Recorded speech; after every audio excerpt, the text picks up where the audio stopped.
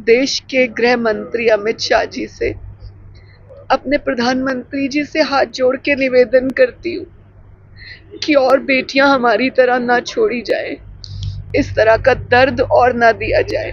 माता दादा से बात हुई, उस बच्ची की हिम्मत नहीं है बात करने की, परंतु मैं कुछ दिन निकलने के बाद एक बार पुनः उस बेटी को मिलने आऊंगी। दुखद घटना है आपकी कौन सी? ये एक ऐसा जख्म है, ऐसा दर्द है जो कभी नहीं भूलेगा।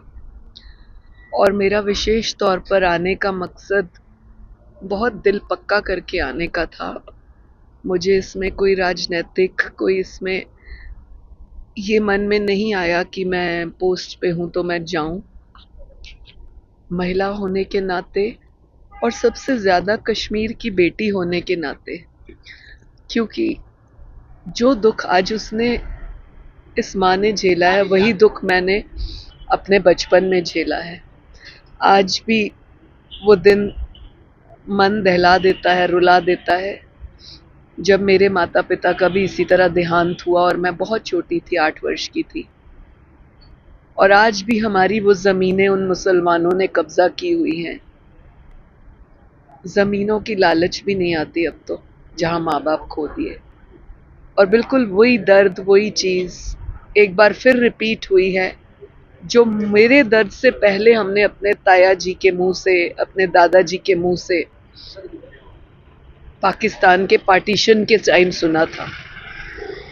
4 वर्ष 4 दिन का विवाह जैसे इस बेटी का है, इस बच्चे का था, इसी प्रकार का 4 दिन का विवाह मेरी बुआ का था, जब पाकिस्तान से वो निकल कर आए और उनको मुसलमानों ने खंजरों से मारा था।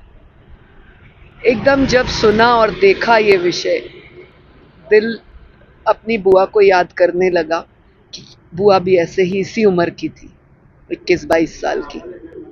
और याद आया कि अभी भी वो काफिर, अभी तक काफिर हैं, अभी भी वो इसी तरह से बेटियों के सुहाग उजाड़ते हैं।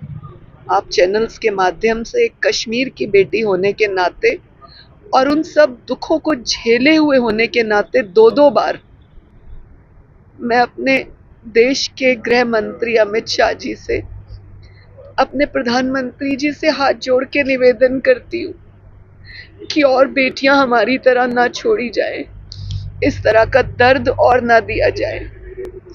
और मैं इस बेटी से कहकर आई हूँ, उसकी माता जी से, कि कुछ दिन आपको ये दर्द तो झेलना ही है, लेकिन ये जीवन भर का है।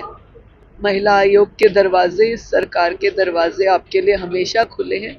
जब जिस जगह ये बेटी हमारे साथ, मेरे साथ जुड़ना चाहे, मैं उसको सीने से लगा कर रखूंगी, उसको अपने साथ जोड़ूंगी, ताकि उसे हिम्मत मिले कि और कितनी बेटियों के साथ ऐसा अन्याय हुआ, वो खुद एक प्रेरणा का स्रोत बने, क्योंकि उसे पूरा जीवन निकालना है। बातचीत हुई आपकी परिवार के साथ या बेटी के साथ? मेरी उसके पिता, माता, दादा से बात हुई।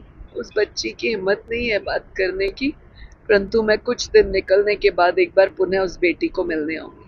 जो कल आज वहाँ पे बमबारी वगैरह हुई है, उसको कैसे देखते हैं?